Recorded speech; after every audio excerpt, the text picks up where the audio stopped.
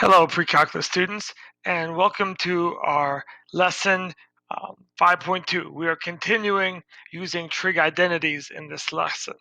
Um, so 5.1, we introduced all the trig identities and had you use them to simplify expressions and sometimes evaluate trig functions.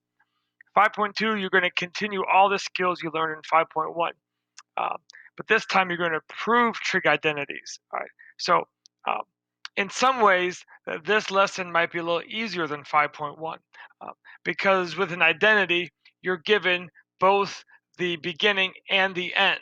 You're shown that this should equal this should equal this. So you know what the answer is supposed to be.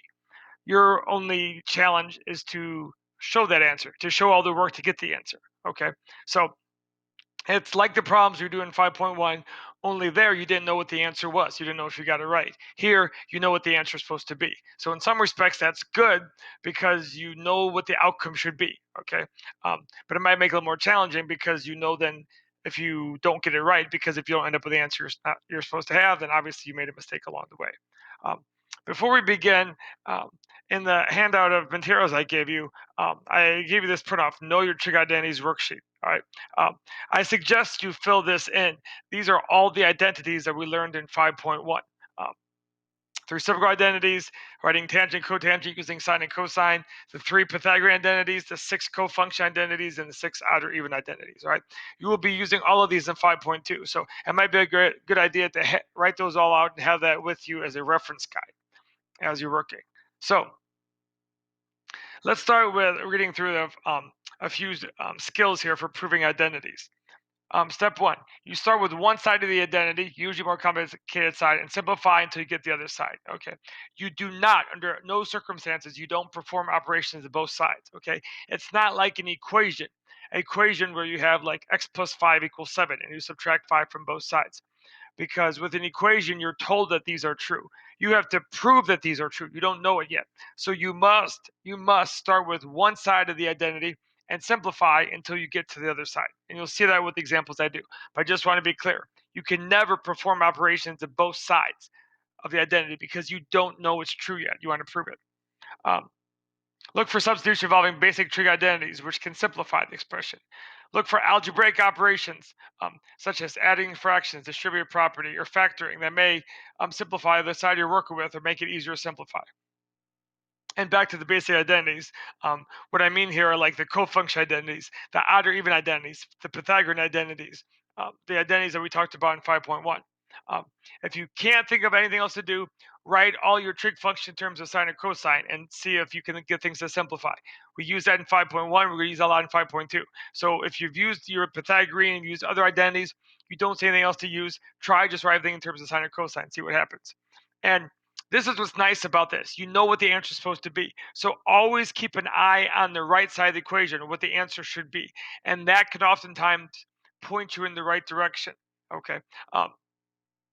So if you're not sure where to go, let's say the answer involves cosecant x and say, okay, how can I take what I have and write in terms of cosecant x? Okay. So use the answer as a guide. Now, to start with, I want to prove an algebraic identity. So no trig yet. This should be an easy one, but I just want to kind of walk you through what a proof should look like. So once again, we're going to start with one side of the identity, end up with the other side. Um, now, it's pretty obvious here which side is the more complicated side, right? That would be the left side, okay? So let's write down the left side exactly like it appears.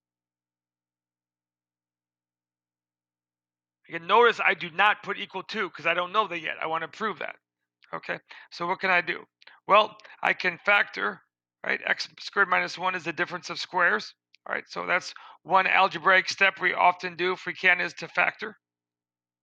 And same with x squared minus 1 is a difference of squares on that side.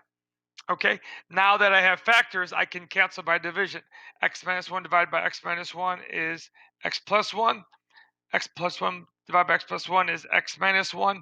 Now be careful though, that x minus 1 is being subtracted, right? Anytime you have subtraction, you need to put parentheses so you distribute the negative. So that becomes x plus 1 minus x plus 1. X minus x is 0, and 1 plus 1 is 2. So there you go. I started with the left side, and I ended up with the right side. That's how you prove an identity, okay? So once again, you don't put equals 2. Notice I didn't put equals 2 the whole time because I didn't know that yet. I started with the left side, end up with the right side. Okay, so now let's get into trig identities. So this first one was just sort of practice the steps. What does it look like to solve an identity? Proving trig identities. Okay, once again, start with the more complicated side. Looks like the left side. So sine cubed x times 1 plus cotangent squared x. All right, so what do I see? First thing you look for, do you see any identities jumping off the page at you? All right, anytime you see a squared, that should be a hint. Look for one of the cofunction identities. 1 plus cotangent squared is cosecant squared x. That's one of our cofunction identities. So I can write this as sine cubed x times cosecant squared x. Okay? Now what next? Well, I know that cosecant is the reciprocal of sine. So let me use that. Sine cubed x times cosecant is reciprocal of sine. So cosecant squared x is 1 over sine squared x. Okay. And now look what I have. I have multiplication involving some sines on top and sine cubed on top, sine squared on the bottom. So sine squared x will cancel out with 2 of those, and I'm left with 1 sine x left over, sine of x, which is what I was supposed to have, sine of x. So there I go. So this one wasn't too bad, just a few steps. But the thing is to always look first for any identities you see. When you see a Pythagorean identity, use that. Okay? Let's move on to example 3. All right, next one. Prove that tangent x plus cotangent x is secant x times cosecant x. Okay, start with the left side. It might not be obvious which one's easier, but we almost always start with the left side unless you're told, unless it seems otherwise prudent. All right, so what can I do? All right, well, I want to write, you don't see any identities to use, right? There's no squares that can't be Pythagorean. Okay, so there's nothing algebraic I can do, at least not yet. So if you're not sure what to do, what do we say? Always write everything using sine and cosine. Let's see what happens. So tangent x is sine x over cosine x. Cotangent x is cosine x over sine x. Okay, now I am adding fractions. I know what I need to do. I need to get a common denominator, right? We did a lot in 5.1.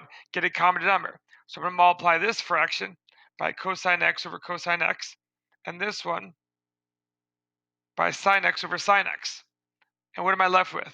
Well, my common denominator is sine x times cosine x. And what's in the numerator? Sine x times sine x is sine squared x. Cosine x times cosine x is cosine squared x. And hey, what do we know? This should jump out the page to you, hopefully by now. Sine squared x plus cosine squared x, that's just 1. So I have 1 over sine x times cosine x. Okay, now, this is where it's helpful. Okay, look at my answer. What's my answer supposed to be? I'm supposed to have secant x times cosecant x. Well, what do we notice? 1 over sine x is cosecant x. 1 over cosine x is secant x, right? And since those are multiplied, I can break it up as 2 different fractions. 1 over sine x times 1 over cosine x, right? Because sine times cosine would be the denominator. Obviously, 1 times 1 is 1. And then what do I have? 1 over sine x is cosecant x. 1 over cosine is secant x, which is what I was supposed to show. All right. And of course, since it's a product, the order you write them does not matter. So there we go. That one is proved. Okay. Next one, example 4. Okay. Let's start with the left side here. Cotangent squared x over 1 plus cosecant x. All right, so this is another one where maybe it's not obvious right away. What can I do? All right, well, look at your answer. Your answer involves cosecant x. All right, and the denominator also has a cosecant x. Well, let's see. Is there any way I can write cotangent using just cosecant? Maybe that'll help me. And once again, that is one of your Pythagorean identities. All right, if you remember that 1 plus cotangent squared x is cosecant squared x. Let me write this on the side to remind you. 1 plus cotangent squared x is cosecant squared x, right? So cotangent squared x by itself is cosecant squared x minus 1. All right. Remember, sometimes we want to use a little bit of algebra with our trig identities. So let me go back over here. Replace cotangent squared x with cosecant squared x minus 1. Now, you might not be sure right away, is this going to get me anywhere? I don't know. Well, try it out and see what happens. Okay? Um, Now, okay, I've got cosecants. That's a little bit better. Now, you might want to try to cancel these out. No, be careful. Don't do that. I know it looks like you can. Hey, one of those cancel out. I'm left with cosecant x. Be careful. Those are not factors, right? That's a sum. That's a difference. Okay. You can only cancel out by division when things are in factored form. Okay. But what can I do? Well, are there any algebraic tools I want to use, like multiplying things out, like factoring? Hey, what do you notice here?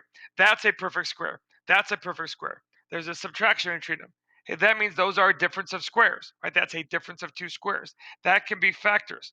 That's cosecant x minus 1 times cosecant x plus 1, difference of two squares. And the denominator is 1 plus cosecant x, okay? And now, hey, what do I notice? Now I have the same factor on top and bottom. Cosecant x plus 1, 1 plus cosecant x, okay? Once again, it's the sum, so the order doesn't matter. These are the same factors. They cancel out by division. What am I left with? Cosecant x minus 1, okay? And that's what I was supposed to show. So there we go. That one is done. All right, another one here. We have to do some algebraic methods first. I have cosine to the fourth theta minus sine to the fourth theta over cosine squared theta. Okay. Before I move on, let me just mention, in your book, you'll see different variables used. Sometimes they'll use x, sometimes they'll use theta, alpha, beta, u, y. The variable doesn't matter. It's all the same. Okay, it's just the letter, so that doesn't matter. Okay, so back to this. What could I do? Let's see. Well, I know that squares involve Pythagorean identities, but that's a fourth power. I don't know any identities with fourth, okay? But what can I do algebraically now? Well, fourth powers are perfect squares, right? Cosine to the fourth is cosine squared squared. Sine to the fourth is sine squared squared. And this is subtraction. So that numerator is a difference of squares. So let me write that as a difference of squares. Cosine squared theta plus sine squared theta times cosine squared theta minus sine squared theta all over cosine squared theta. Okay? Now, does that help me? Yes, it does. Look what I have. Sine squared plus cosine squared. Hey, that just becomes 1, right? That's just the number 1. And obviously 1 times anything is itself. So this becomes cosine squared theta minus sine squared theta over cosine squared theta. Okay, now, cosine squared minus sine squared is not an identity. Don't try to do that. Cosine squared plus sine squared is 1. Cosine squared minus sine squared isn't anything. Okay? So, anyways, what can I do next? Well, this is where sometimes, like I said before, it's helpful to look at the answer. My answer should be 1 minus tangent squared x. Look at this. Is there any way I can get that to look like 1 minus tangent squared? Well, wait a minute. Cosine squared over cosine squared is 1.